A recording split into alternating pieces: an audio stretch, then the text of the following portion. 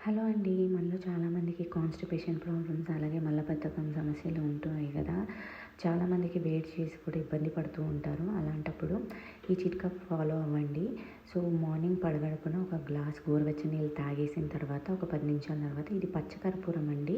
మనం తినే పచ్చకర్పూరం మాట. సో, అలా చిన్న ముక్క ఒక బనానా తీసుకోవాలి. ఇది 2 విధాలుగా మనం తినొచ్చమాట. సో, మంచినీళ్ళు తాగేసిన తర్వాత ఇలాగా రౌండ్‌గా ముక్కలు కట్ చేసుకొని మీరు ఆ చిన్న ముక్క ఏదైతే పచ్చకర్పూరం ఉందో మధ్యలో పెట్టుకొని ఒక దాంట్లో పంటికింట పెట్టుకొని నమలొచ్చు. లేదా మనము పొడి చేసుకొని జల్లుకొని తినేయొచ్చమాట. ఇది తినిన తర్వాత ఒక అరగంట ఆగి మీరు టిఫిన్ కావాలన్నా, కాఫీ కావాలన్నా తాగొచ్చండి. ఇలా 3 రోజులు కంటిన్యూగా చేయండి. ఎక్కువగా ఉంటే 5 రోజులు చేయండి.